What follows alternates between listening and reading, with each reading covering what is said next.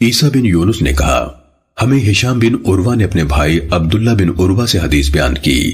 انہوں نے حضرت عائشہ رضی اللہ تعالیٰ عنہ سے روایت کی۔ انہوں نے کہا 11 عورتیں ایک جگہ بیٹھیں، انہوں نے آپس میں پکا معاہدہ کیا کہ وہ اپنے اپنے خاوند کی کوئی بات نہیں چھپائیں گی۔ پہلی نے کہا،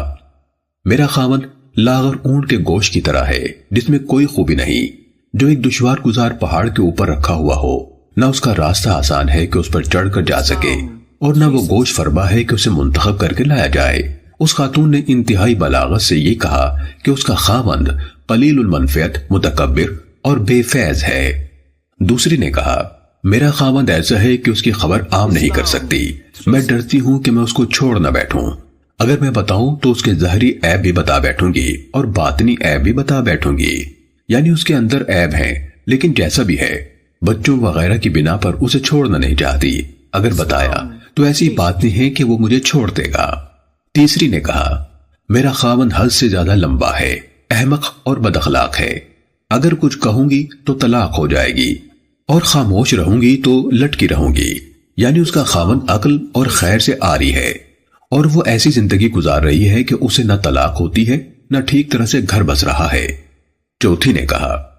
میرا خاوند تہامہ کی خوشگوار رات کی طرح ہے، نہ گرم نہ زیادہ ٹھنڈا، یعنی اس کے ساتھ میری زندگی میں نہ اس کی بدخلقی یا کم مائگی کا کوئی ڈر ہے، نہ اکتاہٹ ہے، یعنی بہت آرام دہ اور اچھی زندگی گزر رہی ہے۔ پانچویں نے کہا، میرا خاوند جب گھر میں آتا ہے تو چیتا ہوتا ہے، جو بھٹ میں خوب آرام کی نیند سوتا ہے، جب باہر نکلتا ہے تو شیر ہوتا ہے، یعنی انتہائی بہادر، معزز، غیور اور سب سے ممتاز ہوتا ہے، اور جو کچھ گھر میں ہوتا ہے اس کے بارے میں کچھ نہیں پوچھتا، یعنی سب کچھ مجھ پر چھوڑ رکھتا ہے۔ چھٹی نے کہا، میرا خاوند اگر کھائے تو سب ڈکار جاتا ہے، اگر پیے تو آخری بوند بھی چوس لیتا ہے، اگر سوئے تو اپنے ارد گرد اچھی طرح کپڑا لپیٹ لیتا ہے، یعنی میری طرف ہاتھ تک نہیں بڑھاتا کہ میری تنہائی کا غم جان سکے، پیٹو، سست اور مردانگی سے عاری ہے۔ ساتویں نے کہا، میرا خاوند اس کی صفات یہ ہے، یا تو وہ برائی اور ایذا میں طاق ہے یا پھر عاجز اور درماندہ ہے، عقل پر حماقت کی تہ لگی ہے، دنیا کی ہر بیماری اس کی بیماری ہے،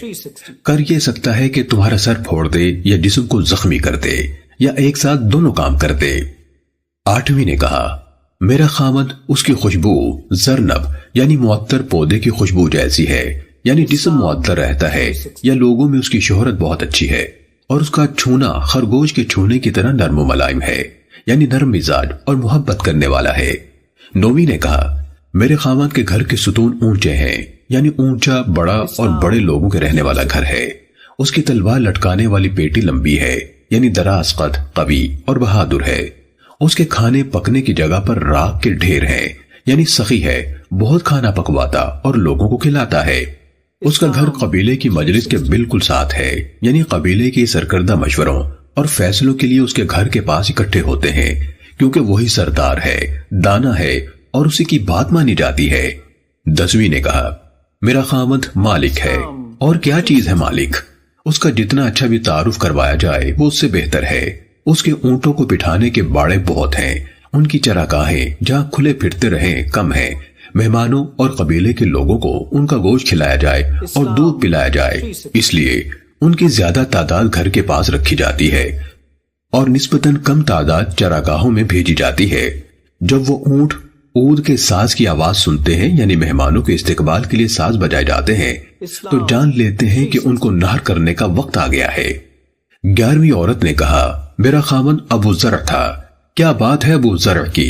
میرے دونوں کانوں کو زیوروں سے لاد دیا، عمدہ کھانے کھلا کھلا کر میرے دونوں کندھے چربی سے بھر دیے اور مجھے اتنی خوشیاں دی اور شان بڑھائی کہ میں اپنی نظروں میں بھی شان والی ہو گئی۔ اس نے مجھے آبادی کے کنارے پر چند بکریوں والے گھرانے میں دیکھا اور ایسے گھرانے میں لا کر رکھا جہاں میں نے دیکھا کہ گھوڑے ہنہناتے ہیں، اونٹ بلبلاتے ہیں، گانے والا غلہ گاتے ہیں اور صاف کرنے والے بھوسا الگ کرتے ہیں۔ اس کے ہاں میں بات کروں تو کوئی برائی نہیں کرتا، اور سوؤں تو دن چڑھے تک سوتی رہتی ہوں، اور پیوں تو سیر ہو کر بچا دوں۔ ابو ذر کی ماں، تو کیا ماں ہے ابو ذر کی،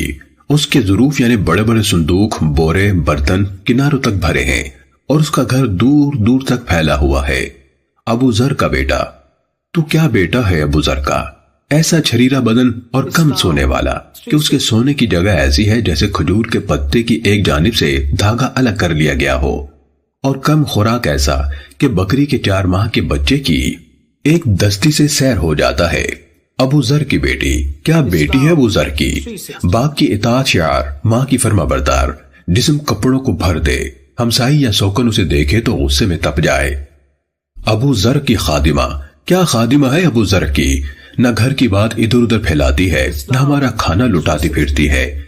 نہ گھر میں کوڑا بھرا رہنے دیتی ہے۔ اس ام ذر نے کہا،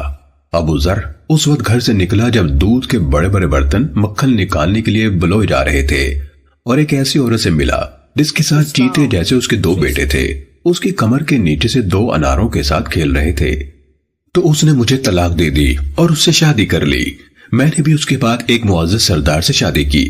وہ تیز رفتار گھوڑے پر سوار ہوتا تھا،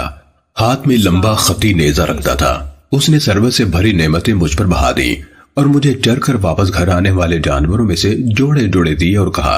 ام ذر خود بھی کھاؤ اور اپنے گھر والوں کو بھی بھر کے بھجواؤ۔ اس نے میرے اکرام کی انتہا کر دی۔ اس نے جو کچھ مجھے دیا سب اکٹھا کر لوں تو بھی لگتا یہی ہے کہ ابو ذر کا سب سے چھوٹا برتن بھی نہیں بھرے گا۔ یعنی ساری نعمتوں اور عزت کے باوجود اسے ابو ذر بھولتا نہ تھا۔ حضرت عائشہ رضی اللہ تعالیٰ عنہ نے کہا، رسول اللہ صلی اللہ علیہ وسلم نے مجھ سے فرمایا، میں تمہارے لیے اسی طرح ہوں جس طرح ام ذر کے لیے ابو ذر تھا۔ صحیح مسلم